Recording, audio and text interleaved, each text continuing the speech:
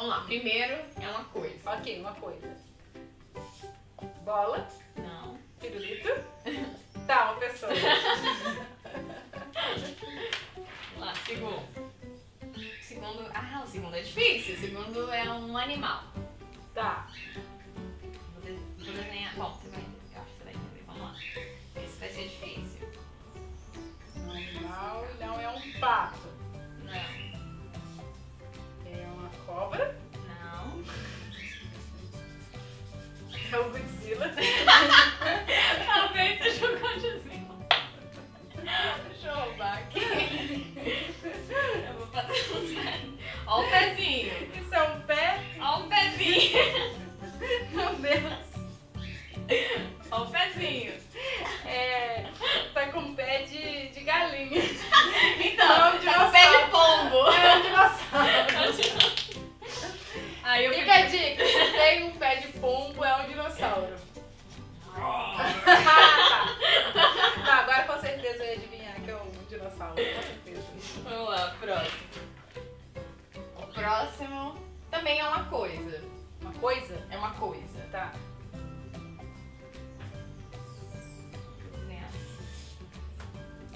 Bola. Ovo. Ovo frito. Não. Ovos com bacon. Ovos com bacon. É uma cara muito triste com problemas de acne. Caralho. Aqui é um amendoim. Não. Pode ser um amendoim. Deixa eu ver aqui mais tem. Nossa, tá super com cara.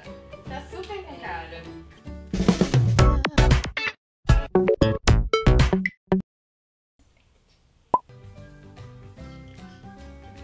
O mundo real é muito complexo. Os objetos têm forma, cor, tamanho, propriedades químicas, físicas e tudo isso interage entre si com uma harmonia que é muito específica. Mas nem todas essas propriedades são importantes a todo momento. Num jogo de imagem e ação, por exemplo, eu posso fazer uma representação bem porca só de algumas propriedades isoladas e ainda assim eu vou conseguir passar a mensagem sem muitos problemas. Eu posso representar um pouco da forma, por exemplo, talvez um pouco do ambiente para dar contexto, mas eu não vou precisar, por exemplo, de propriedades químicas, sei lá. Quando cientistas estudam um fenômeno ou um objeto específico, é igualzinho um jogo de imagem e ação. Por que não, né? Mas a pergunta que eles vão se fazer é quais propriedades disso aqui que eu estou estudando são importantes. E é dessa representação simplificada que nascem os modelos. Mas uma coisa muito importante é que todos os modelos estão errados. Mas por que isso? O modelo, ele não quer representar fielmente a realidade. Ele quer representar o que ele precisa representar. Quem é que nunca teve que representar galinhas esféricas no vácuo? A ideia é você isolar as variáveis que são importantes para o seu modelo, que é o que você deseja estudar, para poder analisar algum fenômeno. Então, o correto é pensar o quão errado um modelo pode estar, já que ele não representa fielmente tudo. Bom, tudo isso vai depender da sua aplicação. Por exemplo, lá no caso das nossas galinhas esféricas no vácuo, quem nunca teve uma aula de física clássica newtoniana, onde a gente teve que calcular galinhas esféricas no vácuo? Mas se a gente precisar calcular a trajetória de um avião, tudo que ele precisa para estar lá no céu, a gente não pode pensar, bom, um avião esférico no vácuo, porque não faz nem sentido, não tem resistência do ar. Seria até legal um avião esférico no vácuo. Queria. Se chama o quê? Estrela da Morte. Chama Estrela da Morte, é verdade. Não, Estrela da Morte. Ou, por exemplo, quando a gente está falando de imagem e ação, os nossos desenhos da imagem e ação, eles são modelos bem simplificados. Quando a gente vai desenhar um bonequinho, por exemplo, a gente faz um boneco de palitinho, que representa o quê? Um ser humano. Nosso dinossauro também foi super porco. Eu não ia dizer isso, mas foi super porco. Mas tudo depende do que a gente está precisando. Se a gente for representar então uma coisa um pouco mais complexa, tipo uma célula, será que só aquele nosso desenhozinho resolve? Posso desenhar uma outra perspectiva, tipo, se eu não tô mexendo. Como é que desenha aquela outra perspectiva? Você vê que meu 3D aqui é ótimo. Isso aqui é um 3D. Ah, tá! Isso aqui é uma célula. Olha só aqui, ó. Você tem um núcleo, é meio disforme aqui, ela, tá vendo? Aí aqui você tem... Isso aqui não é a mitocôndria? Faltou colocar aqui, ó. Você tem que colocar, ó. Complexo de Golgi. Faltou o complexo de Golgi, eu tava esquecendo de alguma coisa. O que a gente precisa fazer para conseguir isolar o que é necessário e entender tudo o que está acontecendo? Existem sistemas tão complexos que simplificar demais pode inutilizar o modelo. E sistemas biológicos são um perfeito exemplo disso. Biologia é complicado. As propriedades de um organismo vivo e a forma que ele interage com o meio, como eu falei no início do vídeo, tudo tem uma harmonia que é muito específica, né? São muito complexos, tão complexos que a gente até hoje não conseguiu entender completamente. A gente não consegue representar no mais fino detalhe um organismo vivo hoje em dia. Só talvez organismos mais simples, né? Organismos mais simples que você pode analisar só unicelulares ou algo do gênero. Se você tem algo pluricelular, tem que analisar o meio ainda que ele tá. Aí você já... Analisar um organismo vivo como, por exemplo, seres humanos é praticamente impossível sem um modelo extremamente complexo. Um simples remédio para dor de cabeça que você toma é resultado de anos e anos e anos de estudo, onde lá atrás um cientista descobriu o composto ou sintetizou o composto, vai depender do remédio, estudou a interação daquele composto com as suas células, efeitos colaterais e tudo mais. Tudo isso em modelos simplificados, representação simplificada do ser humano. Até chegar em testes clínicos, que é quando os seres humanos de fato tomam o remédio, né? Já muita água já rolou. E uma coisa interessante disso é que às vezes ele nem estava procurando remédio para dor de cabeça. Sim. Ele estava buscando outra coisa, descobriu que esse composto tinha esse tipo de reação e pronto, descobriu o remédio para dor de cabeça. É o exemplo clássico do Viagra, né? Exatamente. O Viagra era para hipertensão? Era isso? Era um remédio para hipertensão. Pesquisando um composto para hipertensão e o efeito colateral é o que todos conhecemos. Exatamente. Durante muito tempo. Outro exemplo é o captopril. Nossa. O captopril também é para hipertensão. Inclusive foi um cientista brasileiro. Biólogos me corrigem, por favor, que eu não vou aprender, eu não vou saber falar as palavras bonitinhas. Mas ele estava analisando um veneno de cobra e descobriu que ele atuava como um antihipertensivo. Legal. Então provavelmente ele estava estudando o veneno para descobrir outras propriedades do veneno e descobriu algo interessante. Exatamente. Então, como é que você consegue modelar isso? Você não sabe. Você não vai enfiar um veneno de cobra nas pessoas até descobrir que melhora a hipertensão. Olha, melhorou esse.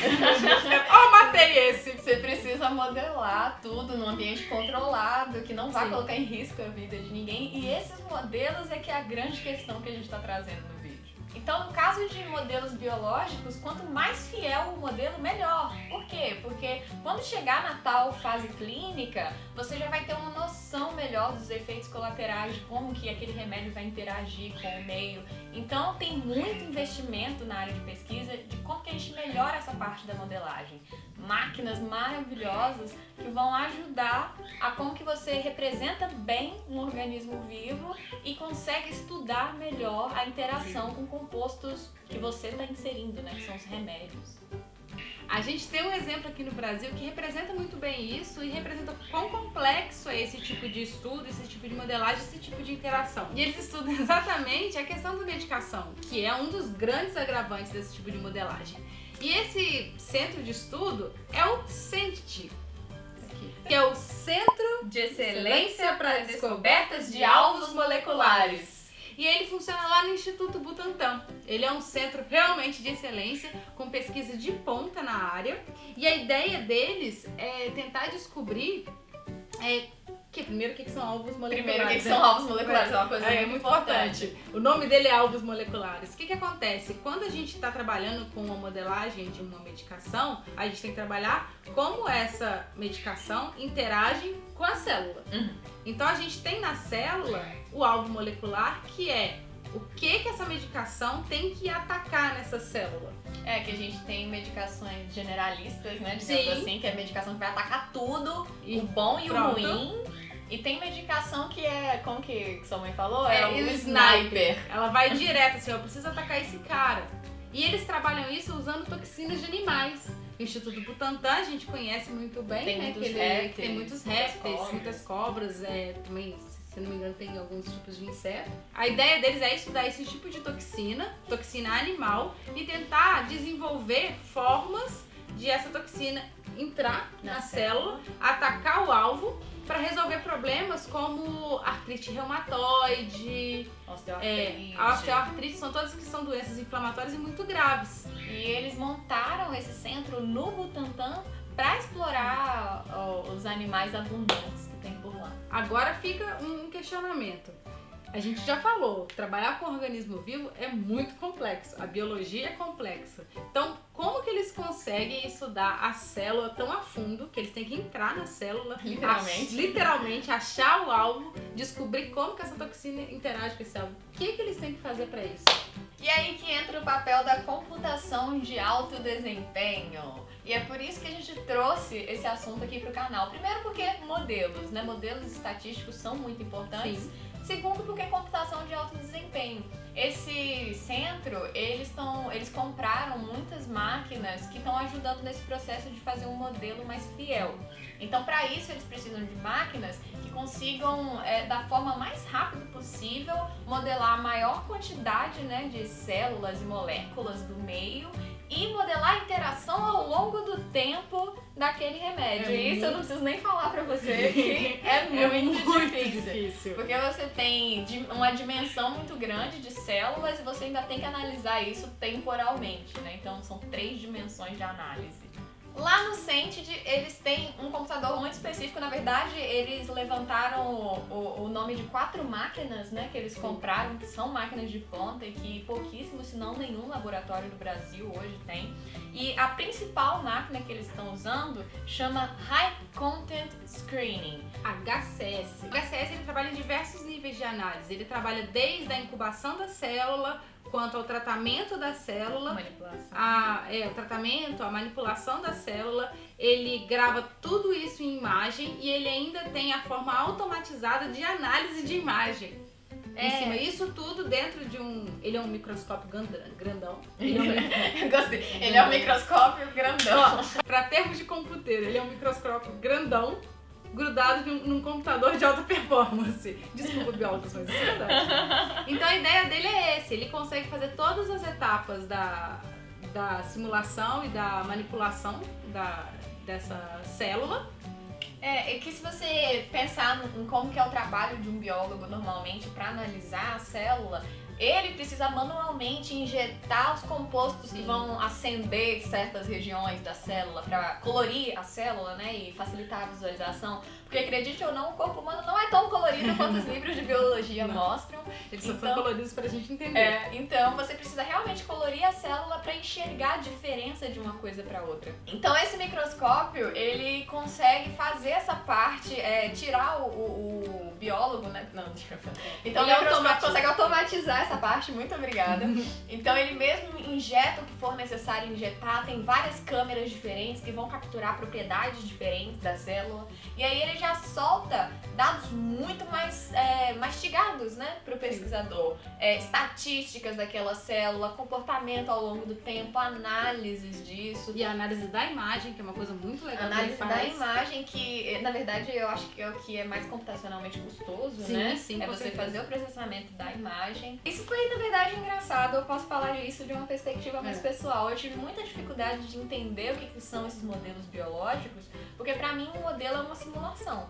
Pra mim, um modelo é você criar um ambiente virtual simulado daquela coisa e analisar as interações. Na verdade, quando se fala de modelos biológicos, o HCS ele não está fazendo uma simulação virtual daquilo. Ele, na verdade, está fazendo uma análise da célula viva. Então, um modelo de célula é você pegar a célula, isolar ela e analisar o comportamento dela quando ela interage com um componente.